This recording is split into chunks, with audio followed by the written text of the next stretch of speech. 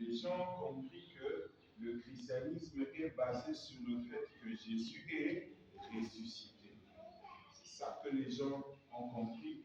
C'est ça la première compréhension qui a été vendue à tout le monde. Que le christianisme est basé sur la résurrection, et cette résurrection, c'est la résurrection de Jésus.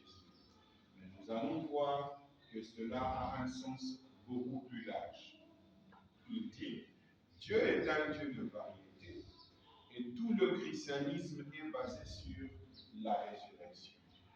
Il dit, si je laisse tomber cette lettre sur le plancher, donc on peut prendre ce mouchoir et il le fait tomber comme cela. Si je fais laisser tomber cette lettre sur le plancher, la résurrection, c'est n'est pas mettre cette chose à la place de l'autre, mais la résurrection, c'est ramener la même lettre qui était tombée à sa place. Ce que le frère Branham donne comme le christianisme est basé sur la résurrection, c'est l'histoire de racheter l'homme. Ce n'est pas le christianisme est basé sur la résurrection comme quoi c'est basé sur la résurrection de l'homme Jésus. Parce que la résurrection pris dans le sens naturel que nous connaissons, c'est mourir et ressusciter. Mais le christianisme est basé sur le fait que l'homme qui était tombé, maintenant, nous devons le ramener à sa place. Et cette définition-là de la résurrection, c'est sur cette définition-là qu'est basé le christianisme. Parce que tout ce qui a été fait, les agneaux qui ont été immolés dans l'Ancien Testament, c'est pour parler de la résurrection. Si nous prenons les tourterelles, parce qu'en Israël, on ne fait pas simplement les agneaux c'était pour ceux qui avaient un peu plus de moyens, mais pour ceux qui n'avaient pas de moyens en Israël, ils pouvaient amener des colombes pour que le souverain sacrificateur puisse les égorger à leur place. Ainsi, lorsque le frère Branham commence à prêcher la prédication sur « je restaurerai », il nous donne une autre définition, non pas une autre, mais il va étendre le mot résurrection au rachat. Parce que, il dit, la résurrection, ce n'est pas mettre cette autre chose à la place de l'autre, mais la résurrection, c'est de ramener la même lettre qui était tombée à sa place. Et c'est ça même la définition que nous avons du rachat. Il dit, est-ce juste? Par conséquent, le christianisme est basé sur la résurrection. Puisque, quand nous reviendrons de nouveau sur cette terre, or, la période où nous revenons de nouveau sur cette terre, c'est la période après que Dieu ait nettoyé la terre avec les feux atomiques. C'est la fin du monde, ou bien la fin du système du cosmos. C'est ce que Pierre avait dit. J'ai vu le ciel et la terre passer. J'ai vu une nouvelle terre et un nouveau ciel. Voyez ce que lui appelle résurrection, c'est ce que lui appelle rachat. Poursuivons encore. Pour ceux qui n'étaient pas là, comme toi, je suis encore obligé de répéter. Pour venir maintenant, parce qu'on ne peut pas dépasser l'heure de la fin. Regardez. On nous a enseigné, toi, que Jésus, notre christianisme, est basé sur la résurrection. Le fait que si tu nies que Jésus est ressuscité d'entre les morts, alors tu es en train de nier le fondement du christianisme. Et c'est ça tout le problème. Parce que lorsque les gens nous ont prêché l'évangile des générations avant nous, ils nous ont demandé de recevoir le Seigneur Jésus-Christ pour être sauvés. Ce qui est la vérité, simplement la partie qui était mystérieuse, c'est qu'il fallait connaître qui était le Seigneur Jésus-Christ. racheter, c'est ramener quelque chose à sa première position. Maintenant, le thème ou le titre que nous sommes en train de voir, c'est que le mot résurrection et racheter ont la même définition. Et le frère Bonham était en train de donner un exemple. C'est que si je laisse tomber cette lettre sur le plancher, eh bien, la résurrection, ce n'est pas mettre cette chose à la place de l'autre, mais la résurrection, c'est ramener la même lettre qui était tombée à sa place. Maintenant, nous comprenons que quand le frère Branham dit que le christianisme est basé sur la résurrection, ce n'est pas simplement basé sur le fait que Jésus va ressusciter d'entre les morts. Cette résurrection sur laquelle le christianisme est basé, c'est le rachat. Parce que tous les types de l'Ancien Testament, tous les agneaux immolés parlaient de cette histoire du rachat qui avait commencé depuis le jardin d'Éden. Est-ce que, par conséquent, le christianisme est basé sur la résurrection, puisque quand nous reviendrons de nouveau sur cette terre, je ne serai pas une sorte d'ange battant les airs. Je serai un homme, exactement comme je le suis maintenant ressuscité. Ça, la résurrection à laquelle lui fait allusion. C'est ça le rachat dont lui fait allusion. Et la résurrection, il y aura, nous serons différents les uns des autres. Certains d'entre nous seront noirs, d'autres blonds, d'autres roux, et ainsi de suite.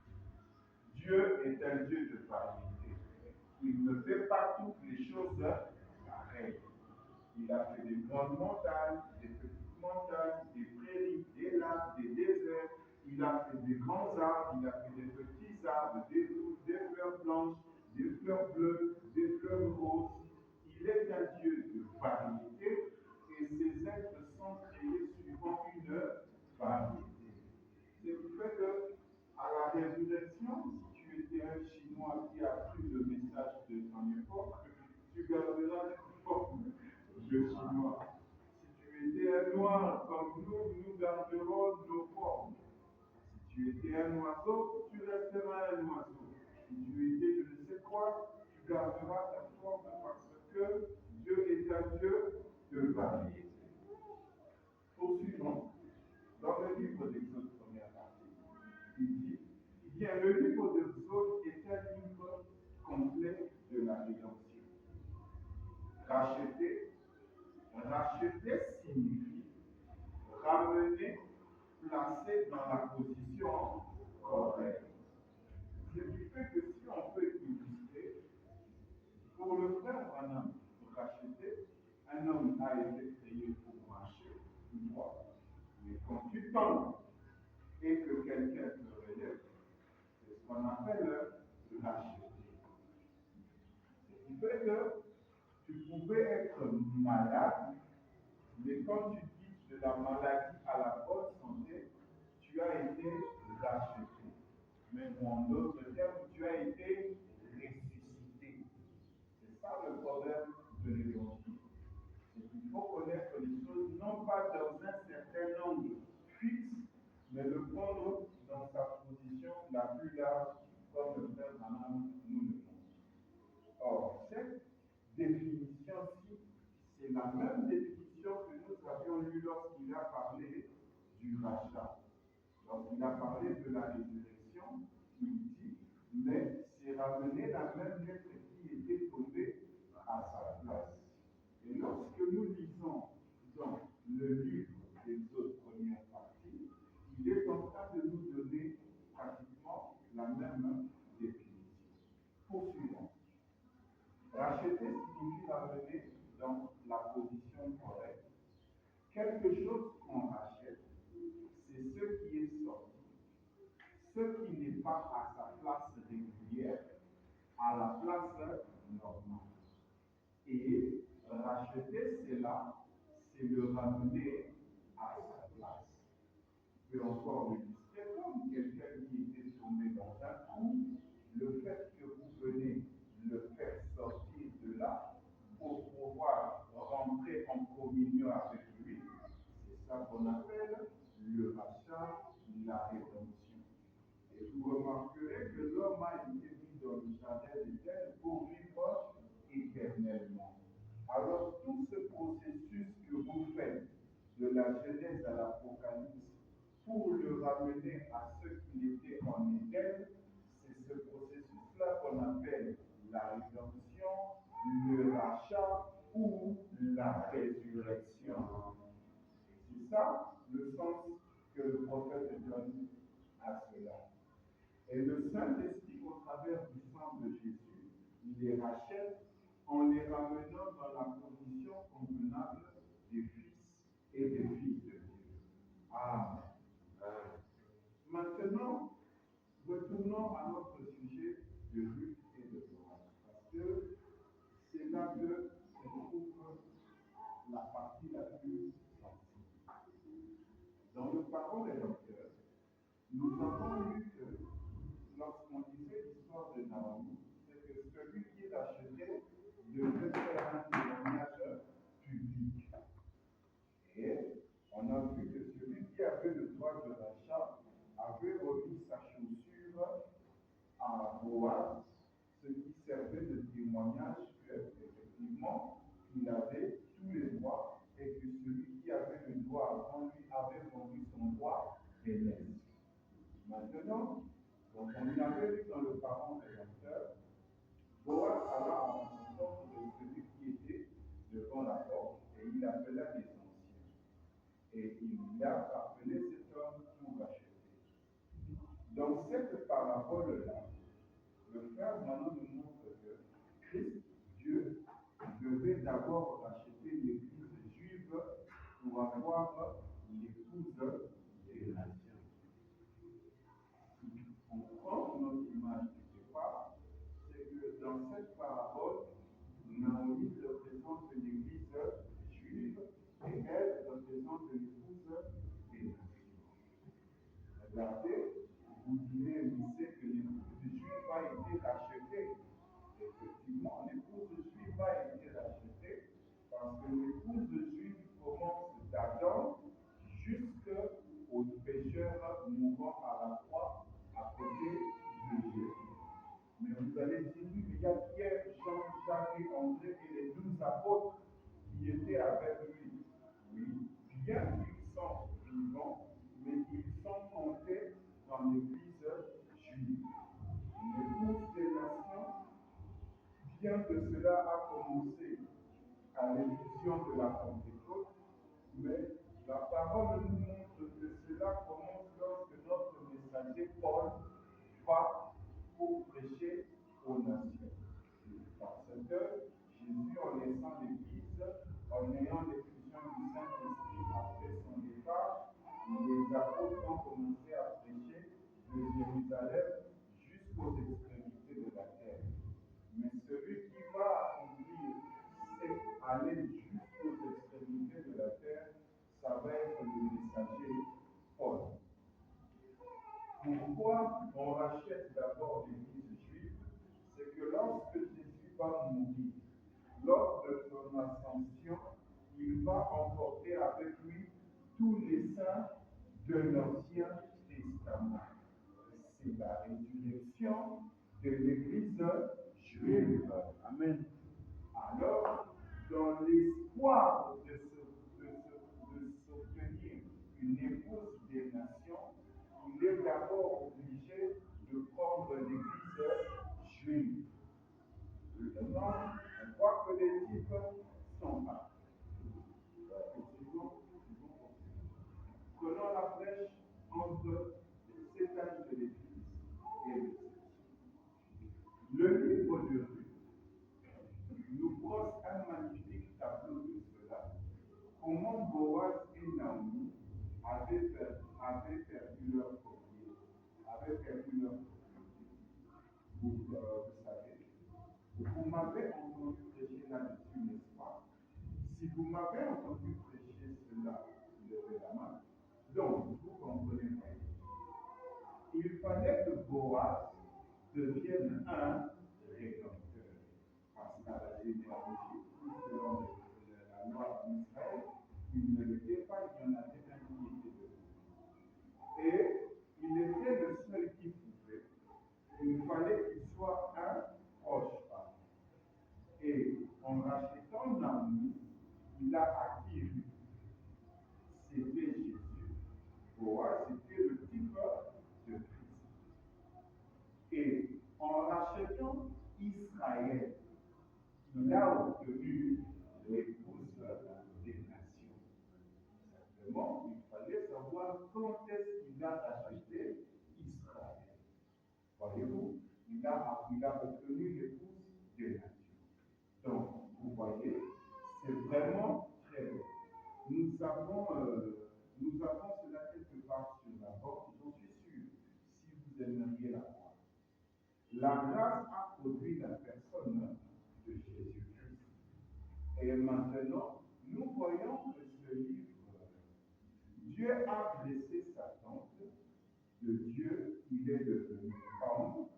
Lui qui était le Tout-Puissant, il est devenu un homme prenant la forme d'un homme afin de pouvoir mourir pour racheter l'homme. C'est ici que toute la susceptibilité du problème va se créer. Lui qui était le Tout-Puissant, il est devenu un homme. Nous savons que déjà le Dieu est un homme. Comment dis-tu encore qu'il devait devenir un homme? C'est vrai qu'il était un homme, mais il était un homme esprit. Ici, quand il est dit qu'il doit devenir un homme, il s'agit de devenir un homme poussière de la terre, afin de pouvoir mourir, afin de pouvoir racheter l'homme. Maintenant, il faut savoir comment est-ce qu'il devient un homme et comment est-ce qu'il meurt, parce que lui est un Dieu éternel. Éternel signifie que tu n'as pas de commencement de jour, ni de fin de vie. Par conséquent, tu ne peux pas mourir. Alors, qu'est-ce que tu comprends par mourir? Attendez que nous le voyons, comme personne n'a été trouvé digne. Dans le livre d'Apocalypse. Prenons encore la prêche. Eh bien, dans la Bible, dans le livre de Ruth, quand vous le lisez, vous allez voir qu'on appelait cette personne le Goël. On l'appelait le Goël. Autrement dit, c'était quelqu'un qui pouvait satisfaire aux exigences. Et le Goël devait pouvoir le faire. Il devait être disposé à le faire. Et il devait être un parent et un proche parent pour pouvoir le faire.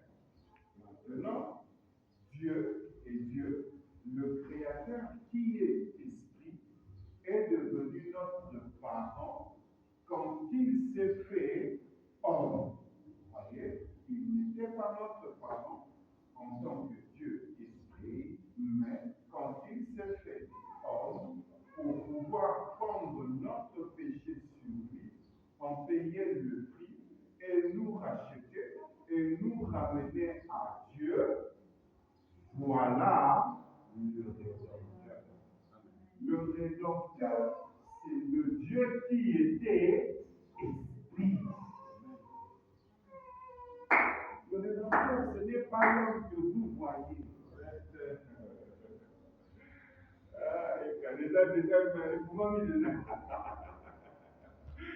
Le Rédempteur, c'est le Dieu qui était esprit. C'est terrible. Regardez. Le Rédempteur, c'est le Dieu qui était esprit. Et ce Dieu qui était esprit ne pouvait pas venir racheter l'homme poussière de la terre. Parce que c'est l'homme poussière de la terre qui avait péché.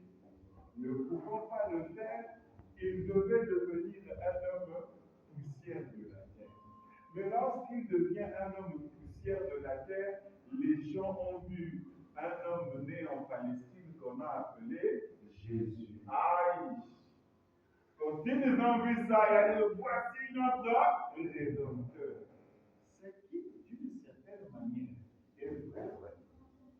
Mais la partie où ce n'est pas vrai, c'est lorsque vous prenez l'homme là comme le Rédempteur et que vous n'avez pas la révélation que c'est l'esprit qui était dans cet homme-là qui était le Rédempteur. Prenons Hébreux chapitre 2. Je voudrais bien que nous ayons un peu plus de temps maintenant. J'aimerais vous faire voir la loi du rachat. Mais nous n'avons pas le temps. Mais prenons juste un instant. C'est en réalité Naomi que nous trouvons une très belle image de cela. Si vous voyez cela, la réconciliation, la façon dont cela se passait, c'est le propriétaire derrière l'homme qui devait racheter les biens perdus et déchus. Devait être apparenté à la personne qui avait perdu ses biens. Et la personne qui avait ses biens, qui les avait perdus, c'était l'homme, typifié par Adam dans le jardin d'Éden. C'est pourquoi, dans cette parabole de Ruth et de Boaz, on va appeler et typifier Boaz comme étant Christ. C'est pour ça que Boaz devait était un parent de Naomi, celui qui a permis d'obtenir plus. Et aussi, il devait être digne. Voyez, cette dignité, c'est une dignité face à la parole. Parce que le serpent étant celui qui avait été à la base de la chute dans le jardin d'Éden, celui-ci n'était plus trouvé digne de pouvoir racheter l'homme parce qu'il était son plus proche parent. C'est la raison pour laquelle Dieu va créer un homme qui n'est pas venu par le sexe, mais qui néanmoins va naître au travers d'une femme afin d'être digne. Parce que Boaz était digne, un homme intègre, il avait les moyens, tous les types de choses. Il devait être capable de le faire, de racheter ce qui avait été perdu. Et Boaz, à la portant rendu un témoignage public en mettant son soulier pour montrer qu'il avait racheté Naomi et tout son bien. Et il devait être un parent. C'est pour ça que Christ, Dieu, a dû devenir notre parent. Celui qui devient notre parent, c'est Christ, c'est Dieu, c'est le Logos. Il est descendu et il était un homme et il a subi la tentation. On s'est moqué de lui, on l'a raillé, persécuté, ignoré, appelé Belzébul et méprisé et condamné à la peine capitale. Il a souffert de la mort. Dans cette histoire du rachat, tout ce que l'humanité a fait à Jésus, Dieu s'est mis en position telle que ce que vous lui avez fait, c'est à moi que vous avez fait. Les gens pensaient qu'on tapait Jésus. C'est vrai, tu as tapé l'homme Jésus. Mais le Créateur qui l'a créé considère que c'est lui qui a été tapé. C'est lui qui a été raillé. Celui qu'on a traité de mauvais esprit, ce n'était pas cet homme de Galilée, mais c'était le Logos qui était en lui. Lorsqu'on a vu Jésus exprimer le discernement messianique, de connaître la pensée des cœurs, ce n'était pas l'homme. Jésus connaissait leurs pensées. C'était le Logos qui était en lui, qui connaissait leurs pensées. Et lorsqu'on a dit Belzébul, c'est au Logos qu'on a dit Belzébul. C'est là qu'il dit, ne touchez pas à mes loins, parce que tout ce que vous faites, ne touchez pas à mes petits, tout ce que vous faites à mes fils et à mes filles, c'est à moi que vous le faites. Parce que ces gens agissent sous la conduite, sous l'impulsion d'un esprit. Et si vous attaquez ces hommes, en fait, ce ne sont que des réceptacles, ce sont des coquilles vides. Ce Ce que vous combattez, c'est la vie qui les a poussés à agir de cette manière. Vous voyez, il a souffert de la mort, il fallait qu'il soit notre parent, il fallait qu'on accuse faussement parce qu'on vous accuse faussement, il fallait qu'il soit malade. C'est là qu'on disait que Jésus aussi tombait malade. Or, toute maladie que vous avez dans la chair est démon, que ce soit le démon de c'est Lucifer qui cherche à vous tuer. Parce que le but pour lequel vous avez le rhume, c'est que vous vous étouffiez dans votre sommeil et que vous mourrez. C'est qui rend même le rhume très difficile pour un bébé parce qu'ils ne savent pas qu'il faut respirer par la bouche et parfois ils se retrouvent dans des conditions telles qu'ils sont asphyxiés à cause du rhume. C'est quoi? Lucifer veut tuer le bébé. Chaque maladie est un démon. Il fallait qu'il soit malade parce que vous êtes malade. Il fallait qu'il porte les péchés parce que c'était vos péchés. Il fallait qu'il devienne un parent. La seule façon pour lui de nous racheter, c'était en étant notre parent. Et comment est-il devenu parent? C'est en revêtant une chair semblable à celle du péché. Maintenant, le problème réside ici. La manière dont lui peut devenir notre parent, c'est en revêtant une chair semblable à celle du péché. Mais lorsque les autres ont vu cette chair-là que lui a revêtue, ils ont adoré la chair, pensant que c'était cette chair-là qui était le parent rédempteur. Et c'est ça que nous allons éclaircir dans le thème qui va suivre cette prédication. Et comment il est devenu parent? C'est en revêtant une chair semblable à celle du péché et en devenant l'un de nous. C'est ainsi qu'il a payé le prix et nous a rachetés et a ramené dans la communion avec le Père. Oh, quel sauveur! Il n'y a pas de mot pour exprimer cela. Maintenant, nous allons parler de l'approche par rapport à Adam et Ève. Nous avons déjà parlé de cela lorsque nous avions vu le Dieu Adam. Nous n'allons pas revenir, nous allons expliquer en avant.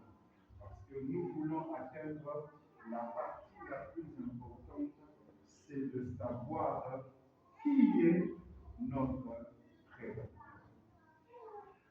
Et ensuite, nous allons dérouler la troisième partie qui comprend beaucoup de choses.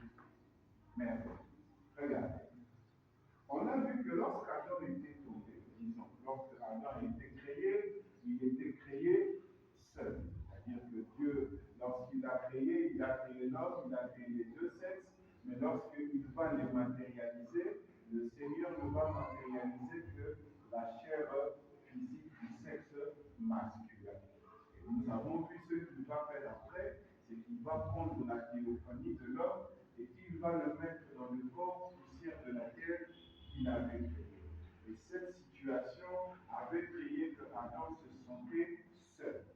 Ce n'est qu'après que l'Éternel de Dieu va créer une autre motte de terre dans laquelle il va prendre une côte. La côte que l'on va prendre, ce n'est pas de l'homme esprit, parce qu'il n'a pas de côte que vous pouvez prendre. Yes, sir. On va prendre la côte de l'homme poussière de la terre pour pouvoir y mettre la femme. Ensuite, on a vu que le péché d'Adam, c'était un péché qui a été commis dans la chair. Et on a vu que Ève a été séduite, mais Adam a péché parce qu'il savait ce qu'il en était. On a vu le prophète qu'il avait délibérément péché. Et on a vu que Jésus, en mourant à la croix, il avait fait exactement comme Adam avait fait. Passons rapidement, parce que Nous avons déjà vu ça. Désolé pour ceux qui n'ont pas suivi ça, mais on ne pourra pas le prendre. On a vu le mystère de Genèse 1 à 6, montrant que lorsque Dieu a dit créons l'homme à notre image et à notre ressemblance, il ne s'agissait simplement pas d'Adam et Ève, mais qu'il s'agissait de toute la famille céleste qui était créée au même moment. Voici juste un bref aperçu de ce que nous avions déjà vu la fois passée. Maintenant, nous allons entrer dans notre troisième partie, la partie la plus importante, parce que tous les autres n'ont servi que de type pour arriver à notre réalité. Nous allons répondre à cette question de qui est notre Rédempteur. Nous allons commencer par la promesse faite à Abraham. Nous allons prendre la voie pourvue par Dieu pour traiter le péché. Puis, je vois le tableau le plus dramatique de toute la vie. Lorsque Dieu chasse Adam dans le jardin d'Éden et qu'il envoie un ange descendre avec une épée et chasser, pour Branham, c'est le tableau le plus dramatique de toute la vie. Le problème, c'est qu'il a aussi montré que le jour où Jésus mourait à la croix, le soleil a refusé de donner sa lumière, la terre a subi une dépression nerveuse, et il y a tellement de choses qui se sont passées pour montrer que c'était effectivement l'accomplissement de la parole de ce temps-là. Mais pour William Branham, le jour où Adam a péché, c'était le tableau le plus dramatique de toute la vie. Pourquoi? Parce que c'était la chute. Vous quittez de la civilisation de Dieu jusqu'à devenir un homme préhistorique. Ça, c'est inconcevable. Voyez-vous? Maintenant, il dit, puis je vois le tableau le plus dramatique de toute la vie. Je peux voir ce grand Dieu, Jéhovah. Quand il dit cela, c'est-à-dire qu'il est en vision. Nous prêchons, nous méditons, Dieu nous inspire. Mais William Branham est celui qui, quand il monte à la chair, il est comme vous et moi, il ne sait pas ce qu'on va dire. Il est là, il s'attend à ce qu'une vision tombe et il se met à vous raconter ce qu'il voit. Nous ne prêchons pas de la même manière. Voyez-vous, je peux voir ce grand Jéhovah qui remplissait tout l'espace et tout le temps. Il dit, même si les regards pouvaient parcourir des siècles et des siècles, on ne verrait jamais son commencement ni sa fin. C'est parce que lorsqu'il regarde Dieu, lorsqu'il observe Dieu, il s'est mis comme tout homme, à savoir Tipo la Banda, roi. Et quand il se met à balayer le temps, il se rend compte qu'il a affaire à quelqu'un qui n'a jamais commencé, à quelqu'un qui ne terminera jamais. Parce que la première chose qui a frappé William Branham lorsqu'il raconte au-delà du rideau du temps, c'est que lorsqu'il voit les frères et les sœurs en train de l'embrasser, il dit, je réalise qu'il n'y avait pas d'hier et qu'il n'y avait pas de demain. Amen. Ce sont des choses que l'on ne vous prêche pas, parce qu'il entre dans cette dimension, il ne sait plus. Hier, c'est où le nord, le sud, vous entrez dans un monde où tous les principes que vous connaissez sur la vie sont réduits à zéro. Ça n'existe pas. Et quand il le regarde, les anciens d'autrefois l'ont appelé l'ancien des jours. Parce que la première chose qui vous frappe, c'est qu'il est éternel. Lorsque les hommes l'ont contemplé, ils l'ont appelé Elohim. C'est parce que quand Abraham s'assoit avec lui, il réalise que ce bonhomme qui vient de me voir, pas la chair, mais le personnage qui est dans cet homme-là, il n'a pas de commencement de jour ni de fin de vie. On l'a qualifié de tous les noms. Lucifer l'appelait le Très-Haut parce qu'il n'y avait rien de comparable à lui. Tout le monde, parce que c'est la chose qui va vous frapper.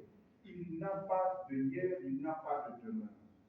Qu'est-ce qu'il dit? Même si les regards pouvaient parcourir des siècles et des siècles, on ne verrait jamais son commencement ni sa fin. Et je peux voir tout cela descendre sous la forme d'un entonnoir et former 4 petites lettres. L'ordre. Qu'est-ce qui se passe? Le jour où Adam va pécher dans le jardin d'Éden, ce Dieu-là va écrire l'ordre dans le ciel.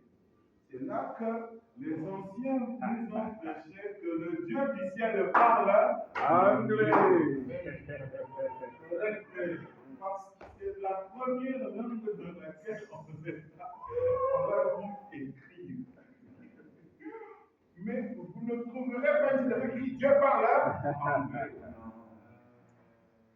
Vous devez lire la parole et comprendre que la langue qui est parlée au ciel, c'est l'anglais. Vous voyez-vous? Et ce qui était frappant, c'est qu'il ne pouvait, il a vu Adam renoncer à la vie pour elle. Ça, il n'a pas compris ça.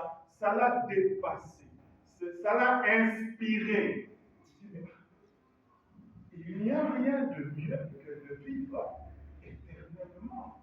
Parce que même si je t'offre toutes les étoiles du ciel, si je t'offre toutes les planètes de terre, même si tu vis 10 milliards d'années, mais s'il arrive un jour où tu meurs, il n'y a rien de plus. Il n'y a rien de plus important que la vie. Adam lui dit ça. Il dit l'étoile. Vous dites avant mon italien, bien soir, bien soir. Ce qu'on dit même aussi, là.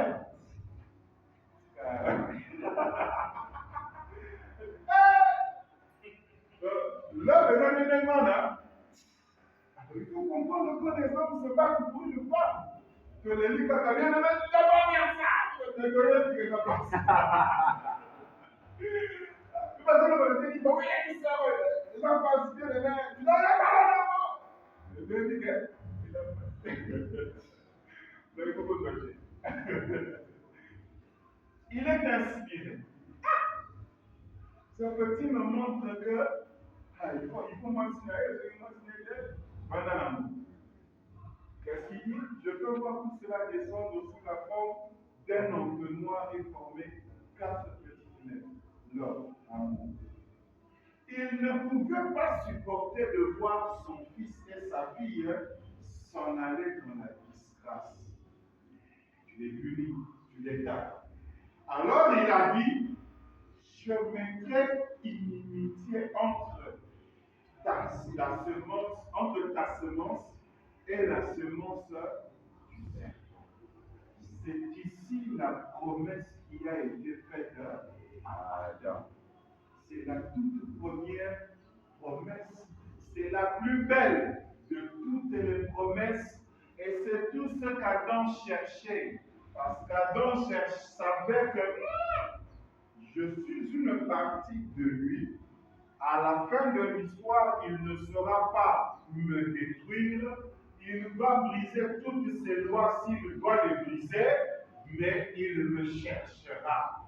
Alors, lorsque cet événement s'accomplit, la lumière sur ma tête, et il a expérimenté ça, il a exprimé ça sous la forme du fils prodigue. On voit dans la Bible la parabole du fils prodigue qui reçoit les richesses de son père, qui s'en va, qui va tout dilapider, mais quand vous mettez à son vient à paniquer parce que c'est son fils.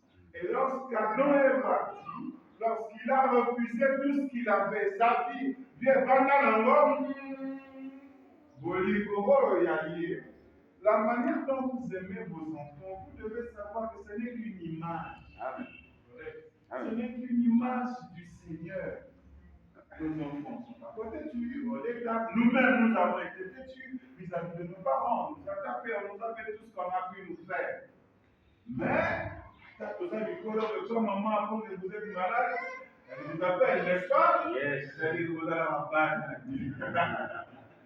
Et si elle a cette maternité-là, mais ça a été créé par quelqu'un. Ah oui. Les mères d'autrefois de l'époque de Branham sont venues se plaindre devant William Branham.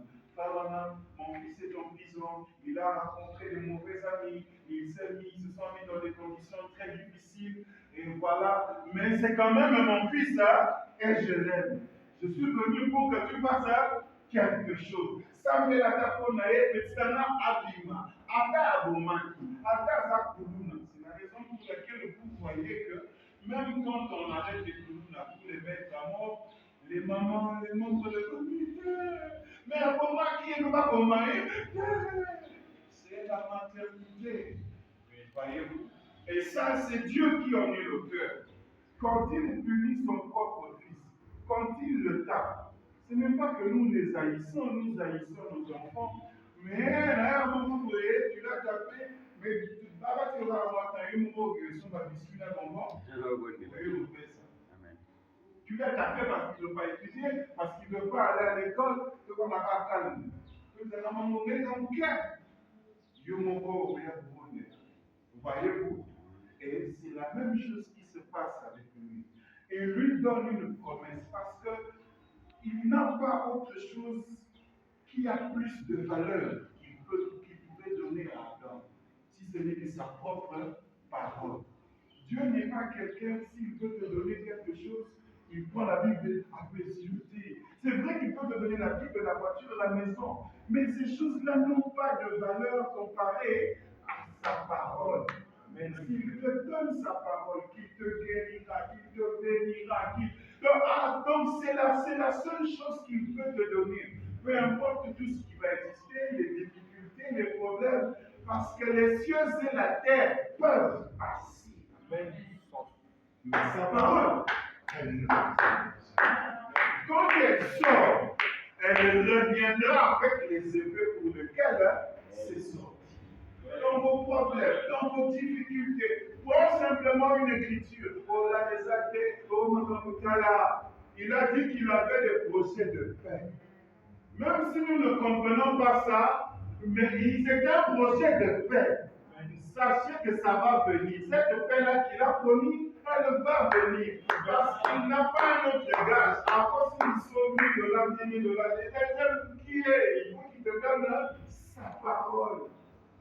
Et il voit donc partir dans cette condition. Il faut que je lui donne ma parole. Point barre, c'est tout ce qu'il voulait. Parce que lorsqu'il dit je mettrai inimitié entre ta semence et la semence du serpent, maintenant il faut aller dans l'accomplissement de cette chose. Dans l'accomplissement de cette chose, on va prendre questions et réponses. Ce que Mathilda m'avait dit. Questions et réponses. Adam a fait passer son doigt autour de sa femme comme ça, et ils se sont mis à parcourir le jardin.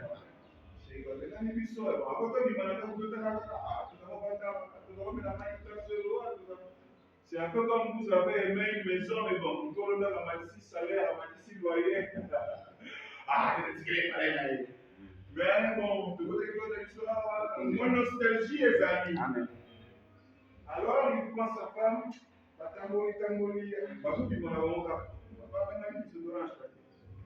regardez, ils se sont mis à parcourir le jardin d'Éden, et je peux entendre les bruits de cette peau de brebis sanglante qui était sur Adam. Il effectuait un pas, faisant doucement sur ses mains, plusieurs fois. Le sang frappant contre sa jambe pendant qu'il marchait. Son garçon s'en va là. Sa fille s'en va. Votre fille et votre propre fils. Que peut-il faire? Que peut-il faire? Il a donné sa parole, les enfants ont désobéi, il les a tapés, il les a punis, mais il cherche quand même une solution. Il est Dieu, il doit tenir sa parole. Je prononce la sentence de la mort contre eux, je leur ai fait confiance. Je pensais qu'ils ne feraient pas cela, mais ils l'ont fait de toute façon. Pourquoi ont-ils fait cela? Alors, Dieu a conçu ses pensées. Quand il conçoit des pensées, c'est-à-dire que ces choses qu'il conçoit sont des êtres qui vivent déjà. Le problème de la vision, c'est ça. Comme Dieu donne la vision du futur à un prophète, qu'il y aura des voitures, qu'il y aura des avions, ces choses-là existent déjà. Quand le prophète le voit, il voit des choses qui existent déjà. Quand Noé a vu que la pluie tomberait,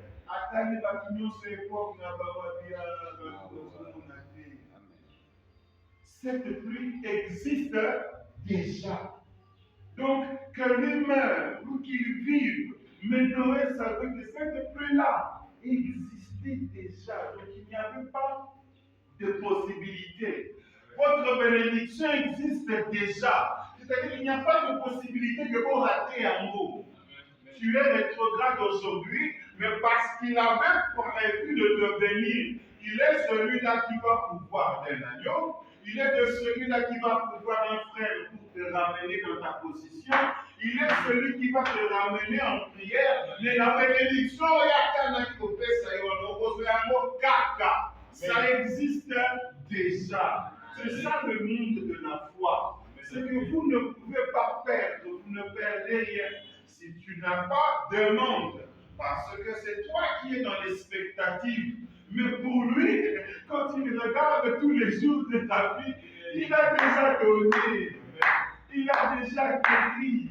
Il a déjà tout fait. Il a fait tout. Et quand ce cantique a été donné au temps de la fin, croisez-le. C'est parce que Baïba dit que ma communion, ceci, ça vient me libérer. Amen. C'est à vous de pousser avec la foi. Amen. Quand ces enfants sortent, ils conçoivent ses pensées. Penser au y à concevoir, à exprimer qu'il y a un mot commun, je mettrai l'inimitié entre ta semence et la semence du serpent. Si on va penser au ana, boyo kasikoyo, interprétation. Alors, Dieu a conçu ses pensées. Il dit, je prendrai leur place, je mourrai à leur place.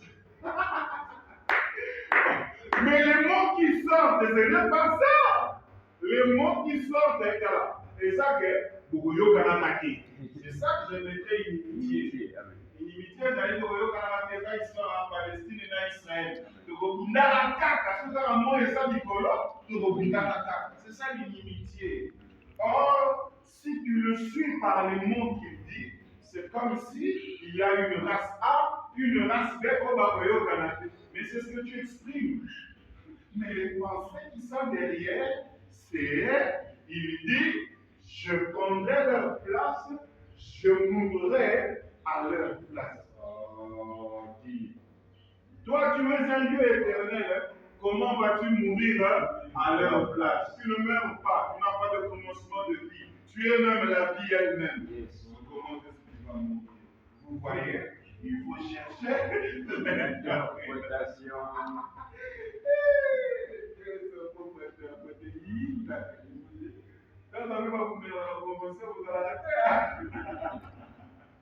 Regardez, je prendrai leur place, je mourrai à leur place. C'est mon garçon. Je ne peux pas le laisser aller comme cela. C'est ma fille. Je mourrai à leur place. Il a dit 1 minute. Il a dit, je mettrai inimitié entre ta postérité et la postérité du serpent, et ta postérité écrasera la tête du serpent. Ne pas qu'à simplement, n'a place. Nous avons l'interprétation de la parole, entre ce qui est dit, un conflit entre deux races, et lui qui va exprimer son rachat. Regardez. En d'autres termes, Likamboya, il a dit, je mettrai une unité entre ta postérité, la postérité du serpent, et ta postérité écrasera la tête du serpent. En d'autres termes, pour comprendre, pour écraser la tête du serpent,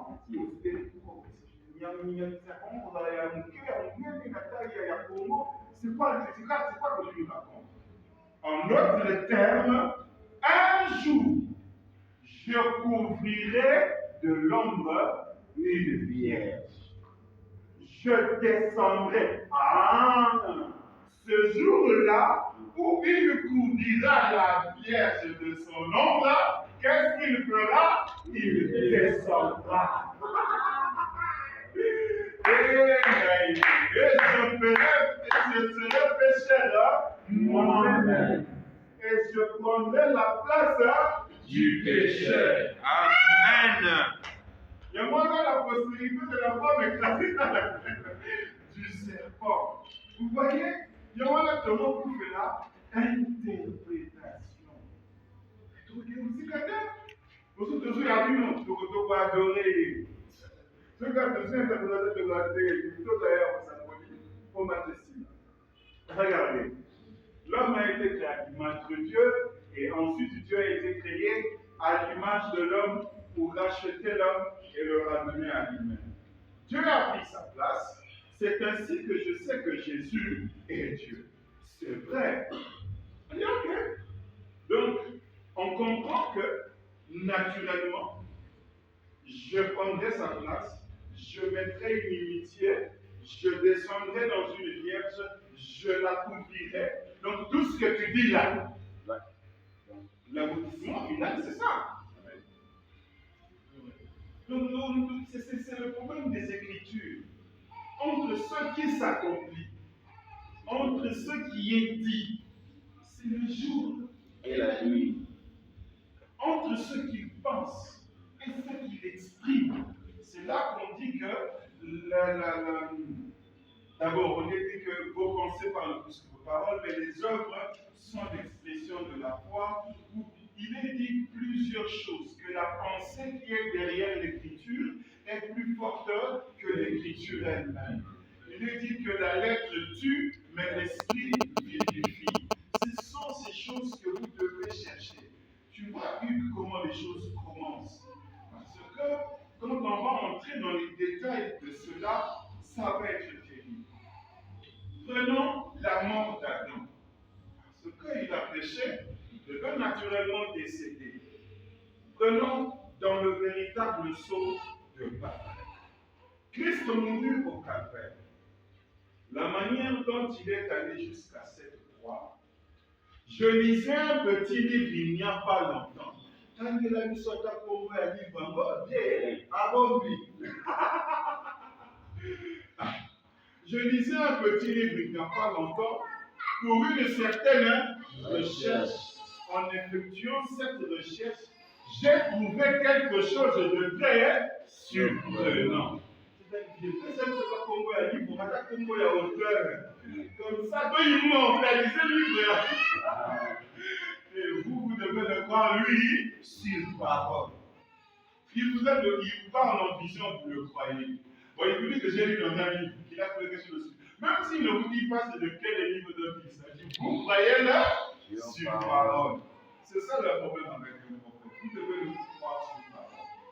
Il dit, j'ai trouvé quelque chose de très surprenant. Je me suis assis. J'ai déposé le livre. J'ai levé les mains et j'ai loué Dieu. Peut-être qu'il dit, il y a un livre à moi. Oh, il dit ce livre à moi. On remet beaucoup de sa table. La Bible, dans ce livre géographique de l'Église, bien à la Bible. Je me suis assis, j'ai déposé les livres, j'ai levé les mains, j'ai loué Dieu. je me suis levé et j'ai fait quelques pas. Alors, il m'a dit, je me suis levé, j'ai fait quelques pas, je me suis rassis et j'ai relu cela. Et maman, je me suis dit, en est-il vraiment ainsi que sur la même colline où Jésus a été crucifié, Adam est mort?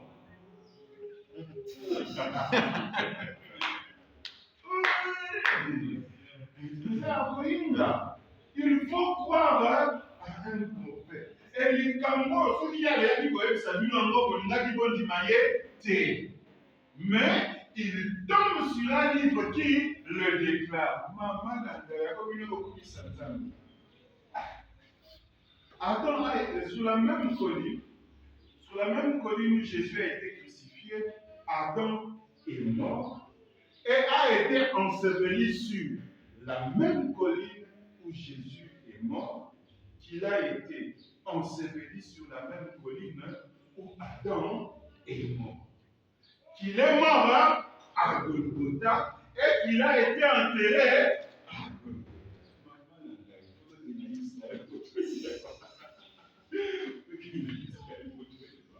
Regardez.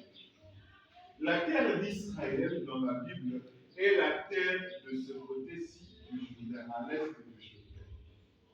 Et le mont Golgotha se retrouve à Jérusalem.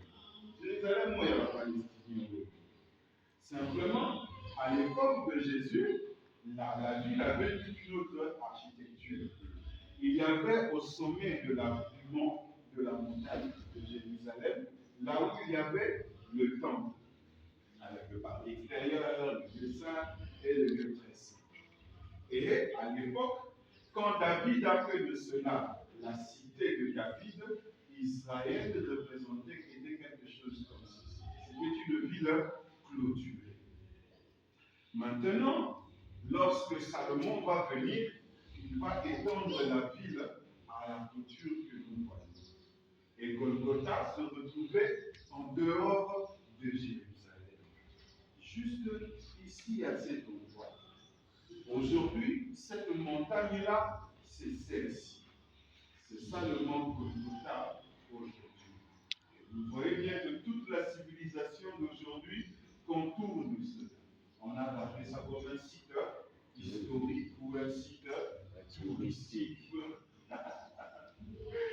Mais les gars, mais une question se pose. Pourquoi Adam va-t-il mourir seulement?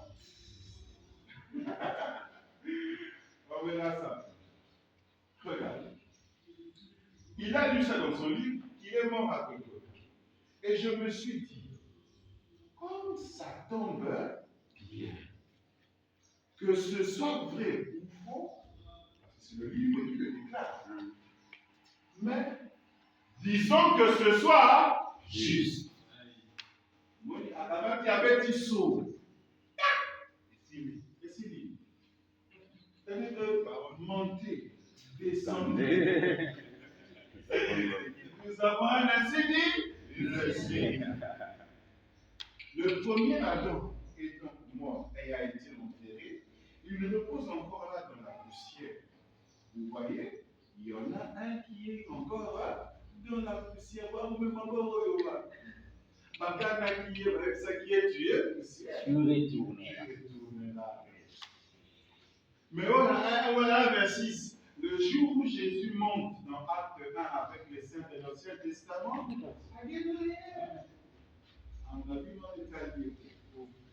il a accompli sa part dans l'histoire de la vie. Ah non, non, plus, parce qu'il y a beaucoup de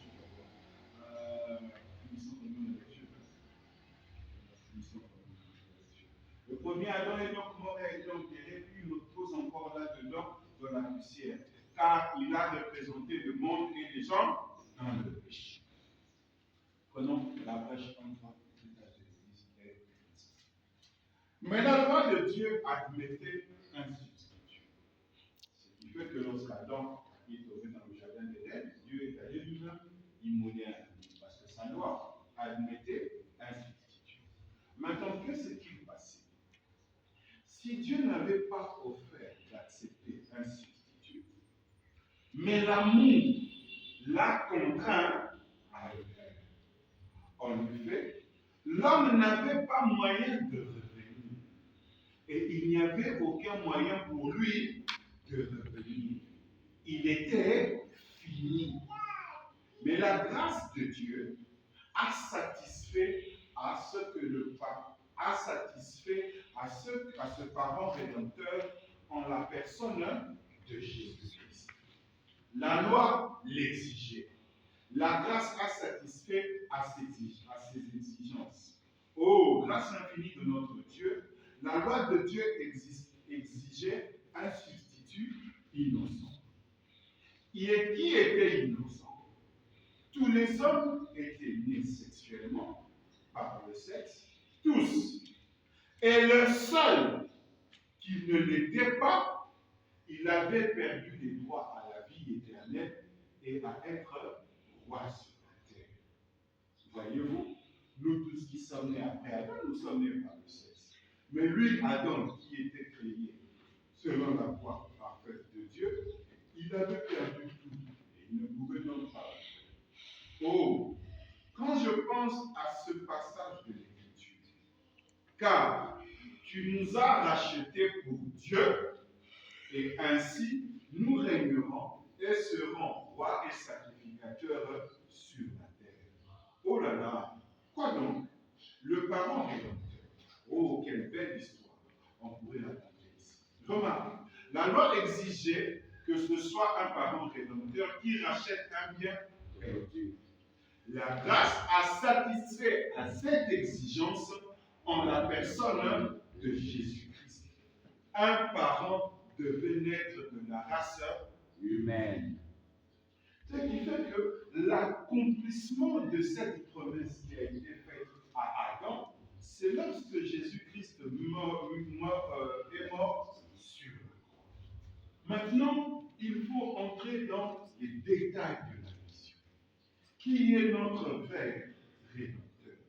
Ou à qui devons-nous rendre grâce?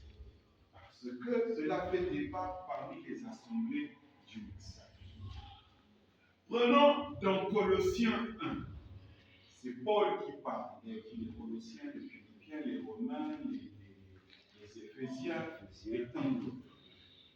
Paul dit dans Colossiens 1, rendez grâce au Père. Mais pourquoi? Pourquoi nous devons rendre grâce au Père?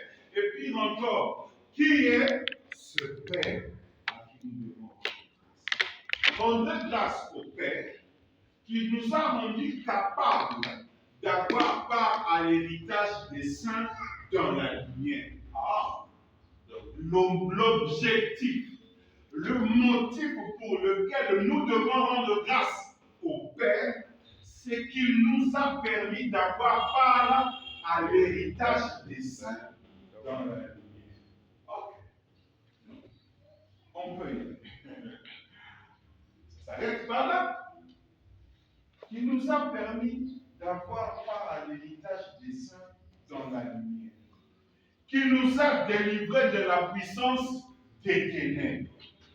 Celui qui nous délivre de la puissance des ténèbres, c'est toujours le Père. Et nous a transportés dans le royaume du Fils de son amour. Le Fils de son amour, c'est Dieu a tant aimé le monde qu'il a envoyé son Fils unique. Le Fils de son amour, ce n'est pas l'homme de Galilée, mais c'est le Logos. C'est le Fils unique qui est sorti du Père. Parce que Dieu a tant aimé le monde qu'il a envoyé son Fils unique. Les générations avant nous ont prêché que ce Fils unique qui a été envoyé était le Fils de Marie. Alors que nous verrons dans la suite que ce Fils unique que Dieu a envoyé, parce qu'il a tant aimé, pour lequel il nous amène dans le royaume du Fils de son amour, n'est rien d'autre que lui-même qui sait qui autrefois était Elohim, l'ancien des jours, celui dont les origines remontent aux temps anciens, celui qui n'a pas de commencement de jour ni fin de vie. Mais lorsque celui-là s'est transformé en ce que nous appelons le Logos ou la colonne de feu, qui n'est rien d'autre qu'une théophanie, la forme humaine. Et Paul dit qu'il nous a transportés dans le royaume du Fils de son amour, ce que nous appelons le royaume des cieux. Quand nous mourrons, nous irons au royaume du Fils de son amour. Voyez, c'est la part qu'il nous donne d'être dans l'héritage avec les saints. Il a été dit dans Jean que Dieu avait tant aimé le monde qu'il a donné son Fils unique. Et voyez-vous, Jean est allé plus loin, a dit, en effet, il n'a pas envoyé son Fils dans le monde pour qu'il juge le monde, mais pour que le monde soit sauvé par lui. Et le Fils par lequel nous sommes sauvés, c'est le Logos. C'est la raison pour laquelle vous le voyez revenir sur la tête du prophète. C'est lui qui vous a tant aimé, qu'il est venu lui-même en personne. Paul continue sa lecture parce qu'il faut connaître toutes ces expressions de Colossiens. Il poursuit, il dit, qui nous a délivrés de la puissance des ténèbres et nous a transportés dans le royaume du Fils de son amour, en qui nous avons la rédemption, la rémission des péchés. C'est-à-dire le pardon des péchés que vous obtenez, c'est dans le Père. Maintenant, les Juifs se sont achoppés. Un jour, Simon le pharisien va inviter Jésus, il organise sa fête. Pendant qu'ils sont assis, une femme va venir pleurer aux pieds de Jésus, verser du parfum aux pieds de Jésus. Et puis Jésus va dire, tes nombreux péchés te sont pardonnés. Simon était achoppé. Il dit, non. Mais qui est cet homme qui peut pardonner les péchés? Parce que pour Simon le pharisien, selon ce qu'ils ont été enseignés depuis la Genèse jusqu'à ce moment-là, n'avait ce droit-là que le Dieu du ciel. Mais comment se fait-il que cet homme, qui se dit un homme de Dieu, peut-il prendre les prérogatives du Créateur? C'est ça le problème. C'est que pendant que cette femme rendait un service à Dieu, les autres voyaient qu'elle rendait service à Jésus. Et ils se sont achoppés. Et pourtant, elle ne rendait pas service à Jésus. Elle rendait service à l'Esprit qui était en Jésus. Les deux personnes ne se sont pas comprises. L'un voit qu'on le peut, lui n'a pas le droit de le faire. Et lorsque William Branham aussi a dit à son époque, entre ma soeur, mon frère, tes péchés te sont pardonnés, et les hommes des églises se sont achoppés. Frère Branham, serait-il Dieu au point de pardonner les péchés? C'est un mot dit, il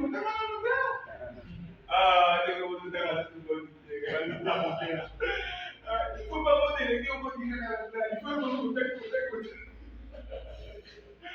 il faut pas déléguer le mot du Canada. Il faut que tu mot et quand on vient, il va dire ça. Regardez. Cette histoire s'est répétée au temps de la fin. William Branham, une femme est venue dans la réunion et il a déclaré que les péchés sont pardonnés. En tout cas, les pentecôtistes, les presbytériens et les baptistes, toutes ces dénominations-là qui étaient là, avaient dit tout là. Certains ont dit, quoi des alternés. Il peut pardonner les péchés, il a dit, bébé d'amis, d'un côté là. Maintenant, il fallait savoir quel était le milieu du chemin. Le milieu du chemin, c'est que celui qui parle en ce moment-là, c'est le Dieu du ciel. Parce que c'est la plénitude de la divinité habitant dans une chair humaine. Quand vous ne savez pas voir ça, vous tomberez dans l'idolâtrie. Mais Paul, qui était un prophète, quand il reçoit la révélation du mystère de la divinité, de ce qu'était Jésus, il commence en disant « Rendez grâce au Père ». Il nous reste 20 minutes avant tout ça. Fini par, on va prendre ça la fois prochaine. Il dit, rendez grâce au Père qui nous a rendus capables d'avoir part à l'héritage des saints dans la lumière, qui nous a délivrés de la puissance des ténèbres, nous a transportés dans le royaume du Fils de son amour, en qui nous avons la rémission des péchés. Il est l'image du Dieu invisible, le premier-né de toute la création. Et pourtant, on nous a lu cette histoire ou cette écriture montrant que c'était le fils de Marie qui était l'image du Dieu invisible. On nous a dit que c'est lui qui était le premier-né de la création. Et pourtant, Dieu a créé plusieurs hommes avant lui. Alors, comment pouvons-nous faire de lui le premier-né de la création? C'est ça le problème. Alors que le premier-né dont il est question, c'est le Logos, lequel n'est rien d'autre que Dieu sous une forme théophanique, ayant la morphologie humaine. Amen. C'est ça où se cache le secret entre la vie et la mort, entre le christianisme et l'idolâtrie. C'est le seul endroit où les choses ne marchent pas avec nos assemblées. Regardez. Paul poursuit, parce qu'il faut savoir ce qu'il poursuit. Il dit, en qui nous avons la rédemption et la rémission des péchés, il est l'image du Dieu invisible, le premier-né de toute la création.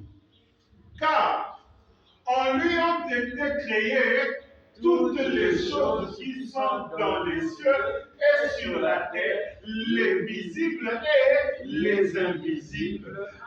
Trône, dignité, domination, autorité, tout a été créé par lui et pour lui.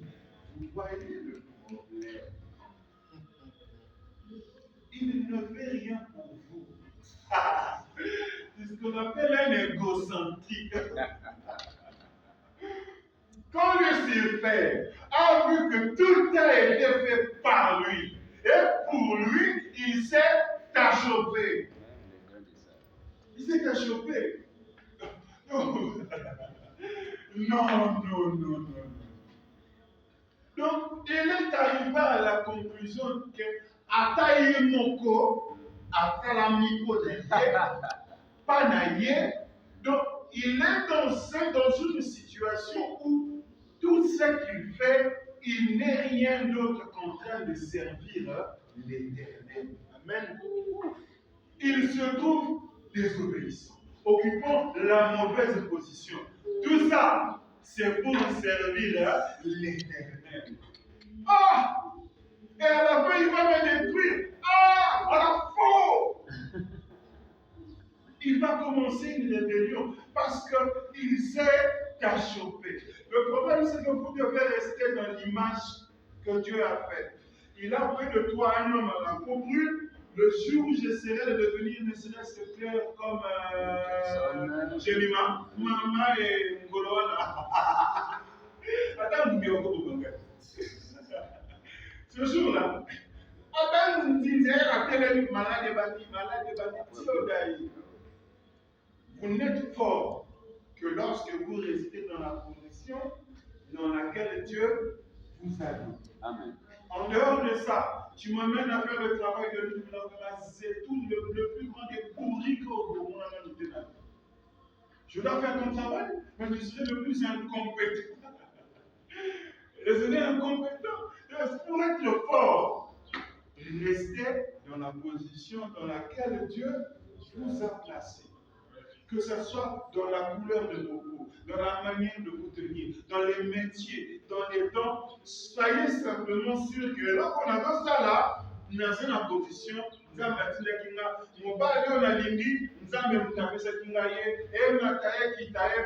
soyez simplement sûr de ça.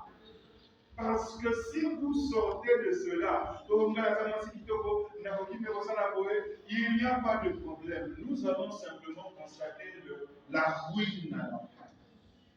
Et nous les hommes, nous pourrons passer, nous ne serons même pas là quand la ruine arrivera. Mais il y en a un qui rétribue à chacun selon ses œuvres. Et c'est face à celui-là que vous serez amenés à répondre un de ces quatre. Pour Paul, cet être-là, le Père, qui est l'image, le Fils qui est sorti de lui, le Fils de son amour, qui vous a transporté dans le royaume du Fils de son amour. Paul dit que toutes choses ont été créées par lui, que ce soit dans les cieux et sur la terre, les visibles et les invisibles, les trônes, les dignités, les dominations, autorités. Tout a été créé par lui et pour lui. Il était avant toutes choses et toutes choses subsistent en lui.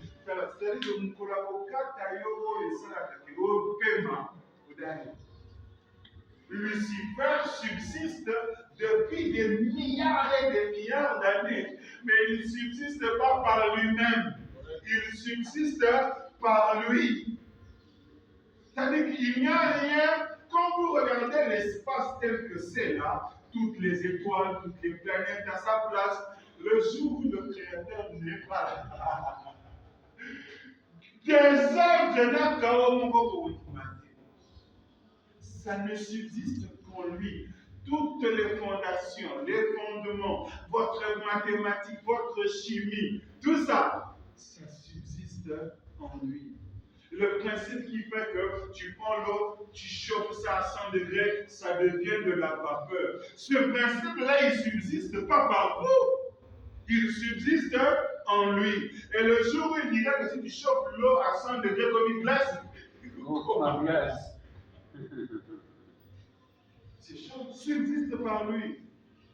Et quand Paul reçoit la révélation de ce Père-là, qui nous a transportés dans le royaume du Fils de son amour, Paul découvre qu'il était avant toutes choses.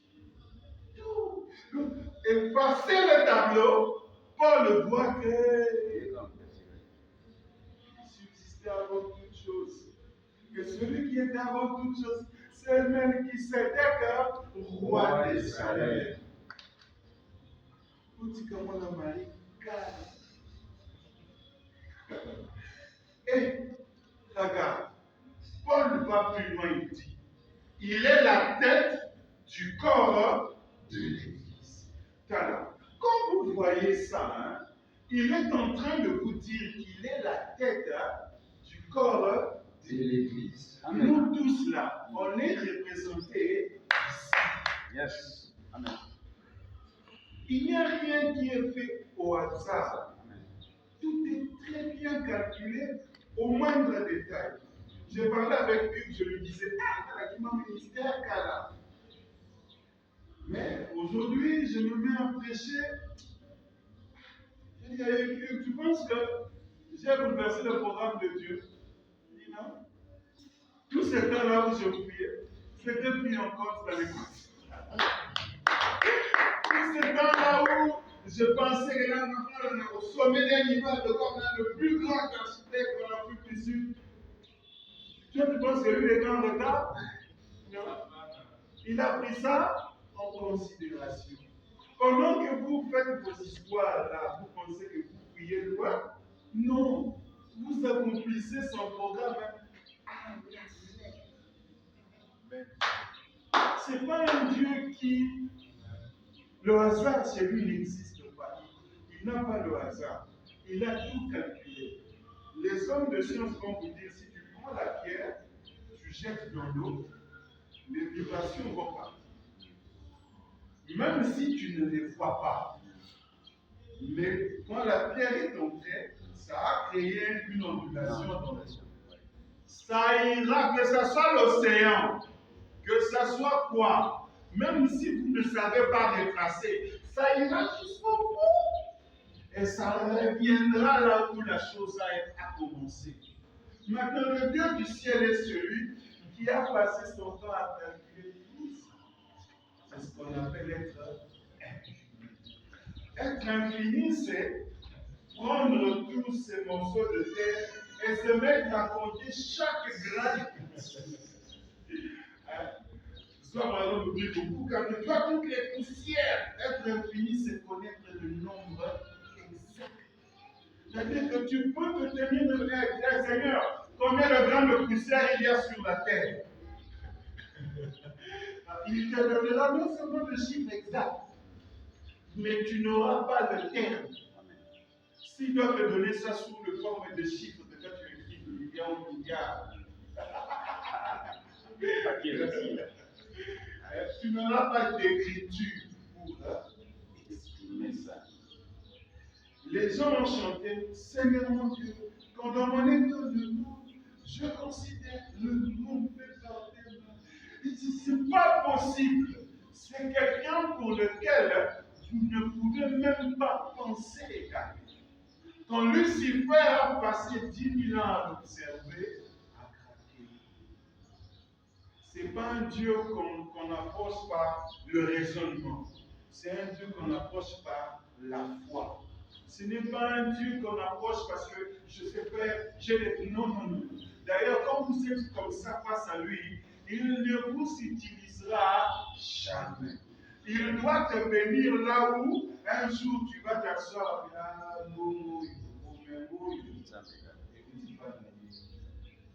Il va t'emmener. Même si ce soit la richesse, ne t'y trompe pas. Je me suis fait moi-même. Mais tous les enfants de Dieu, papa dit que la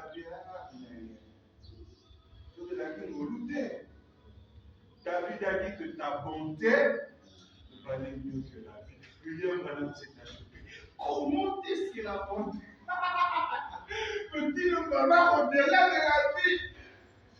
Il fallait dire que l'inspiration vienne pour discerner ce que David avait vu. Il a dit, avant même que je ne vienne au monde, tu connaissais tous les jours de ma vie. David est allé dire, alors que je n'étais qu'informe dans le sein de ma mère, je m'appuyais déjà sur toi. Donc, imaginez niveau et inspiration. Parce que ce principe qui fait que le sperme et l'ovule se sont mêlés, mais ça s'appuie sur quelqu'un. Ça s'appuie sur la loi que quelqu'un a écrite. David en est arrivé là, même si j'arrivais au bout de ton calcul, je ne te comprendrai quand même pas. Donc ça, lorsque Job s'est achevé, il a prêché le Dieu de l'univers. Quand Paul, qui est prophète, réalise la même chose, il réalise qu'il est la tête et le corps de l'Église. Il est le commencement, le premier d'entre les morts, afin d'être en tout le premier. Car Dieu a voulu que toute la plénitude habita en lui. Ça, c'est quoi? C'est l'attribut De la plénitude de la divinité. Paul savait ces choses. Mais on vous fait voir que la plénitude habite en lui. Mais ce n'est pas la première fois que la plénitude habite en lui. Ça a habité dans l'homme de Genèse 18. Ça a habité dans Eliou, On peut en citer maintenant ma veille. Vous voyez, 5 minutes. Finissons seulement la lecture. Finissons la lecture. Maintenant, ceci pose des questions. Qui est ce Père à qui nous devons rendre grâce? Qui est ce premier-né de toute la création? Et qui est l'image du Dieu invisible? On va voir ça en détail, mais pour ce matin. Que Dieu